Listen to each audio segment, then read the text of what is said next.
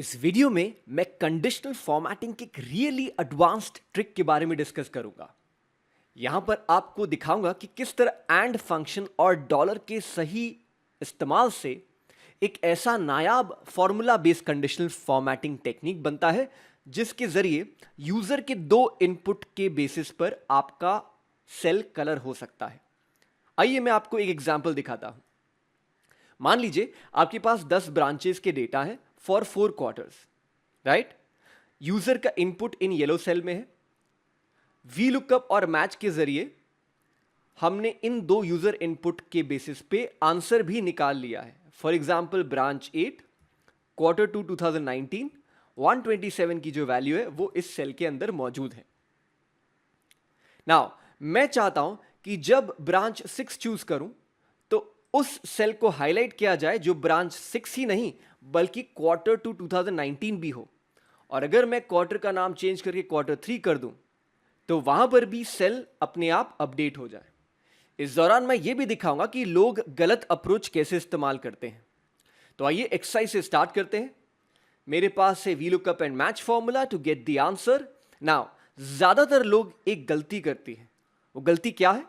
वो डेटा को चूज करते हैं, कंडीशनल फॉर्मेटिंग में जाके कह देते हैं न्यू रूल सेकेंड ऑप्शन और कहते हैं कि अगर cell values equal to this answer जो वी लुकअप और मैच ने दिया है तो आप उसे कलर कर दीजिए, राइट।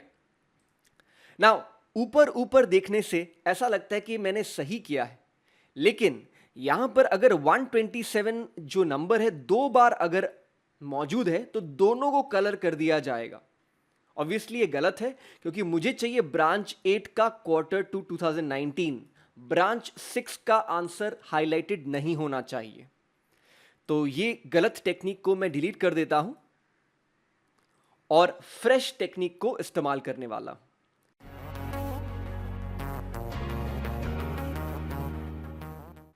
मैं ऐसे सेल को कलर करना चाहता हूं जिस सेल के अगेंस्ट में दो क्राइटेरिया मीट हो।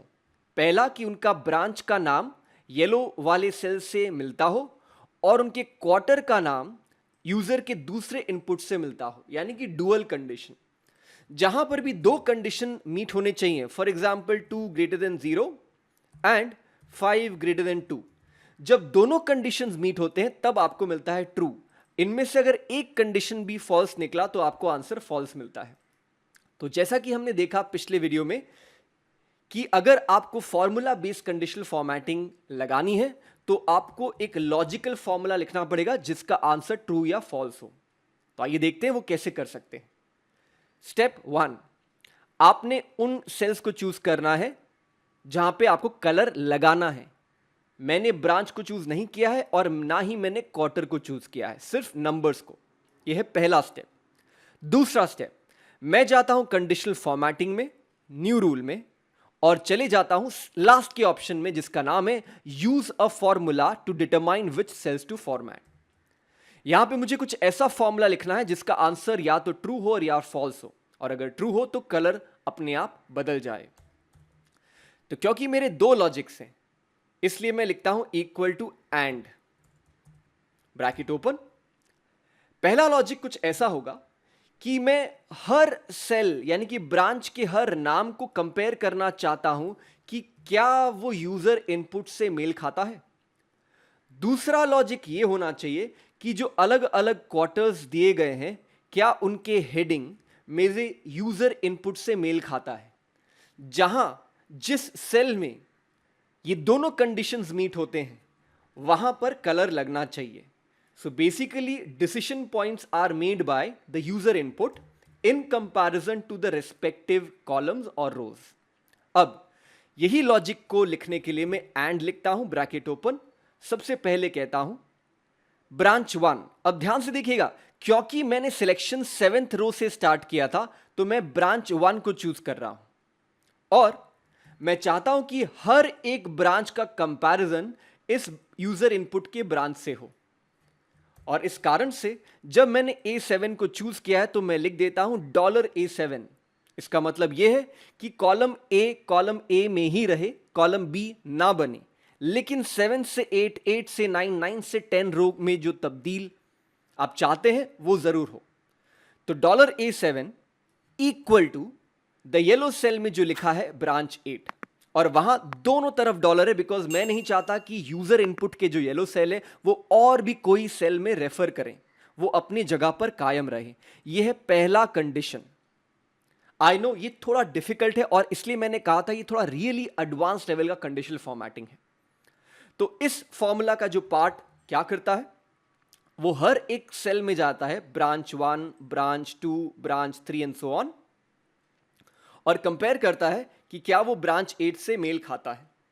अब दूसरा कंडीशन, कॉमा, क्या ये क्वार्टर, और देखिए मैंने क्वार्टर कॉलम बी से लिया है, कॉलम सी या कॉलम ए से नहीं, क्योंकि मेरा सिलेक्शन स्टार्ट ही हुआ था कॉलम बी से मेरे सारे डेटा का, इसलिए कॉलम बी के हेडिंग को मैं चूज करता हूं। अब आपको यह देखना है कि जब आप कंपेयर करो तो आपको कंपेयर क्या क्या चीजें करनी है। क्वार्टर 2, 1, 3 या 4 ये सारे के सारे मूव होने चाहिए साइडवेज बट नॉट डाउनवेज, ये गलत होगा। इसलिए जब मैं लिखता हूं B6 तो होना चाहिए एक्चुअली $6, यानी कि B से C, C से D, D से E हमेशा मूव होते रहे, और वो कंपेयर किससे करे, इस येलो सेल से। तो $6 is that equal to Q2 2019, और जैसा कि हम चाहते हैं ये येलो सेल बरकरार रहे अपनी जगह पर, इसलिए $B2। कुछ क्षणों के लिए मैंने फॉर्मूला को थोड़ा मैग्नीफाई कर दिया ताकि आप देख सको बड़े गौर से। यहां पे काफी गलतियां होती है डॉलर्स में, तो आप ध्यान रखो डॉलर्स का। अब फॉर्मेट में चूज करता हूं, let's say light blue, and कर देता हूं okay. Okay, now notice whatever I choose as पर द ड्रॉप डाउन वो अपने आप कलर हो रहा है। इसका मतलब यह है कि कंपैरिजन के दौरान देखा यह गया कि ये ब्रांच 4 ऊपर में दिए गए हैं उनसे मेल खाता है, ये Q4 2019 ये भी यूजर इनपुट से मेल खाता है। तो ऐसा कौन सा सेल है जहां ये दोनों कंडीशंस यस और यस कह रहे हैं, ट्रू या ट्रू कह रहे हैं, वो है ये सेल। तो समराइज करने के लिए मैंने फॉर्मूला क्या लिखा था, वो है ये। तो आपने डेटा को चूज करना है, ध्यान रखना है कि आपने कहां से स्टार्ट किया है, क्योंकि आपके स्टार्टिंग पॉइंट डिफाइन करेंगी कि आप जब कंपेयर करें तो A7 से करें यानी कि यहां से, और $6 यानी कि यहां से। आई नो थोड़ा डिफिकल्ट है, बट एक बार 2 बार प्रैक्टिस करेंगे तो ये निंजा लेवल का जो एक्सेल ट्रिक है कंडीशनल फॉर्मेटिंग का, रियली एडवांस्ड, ये आपको अपने डैशबोर्ड्स बनाने में काफी मदद करेगा।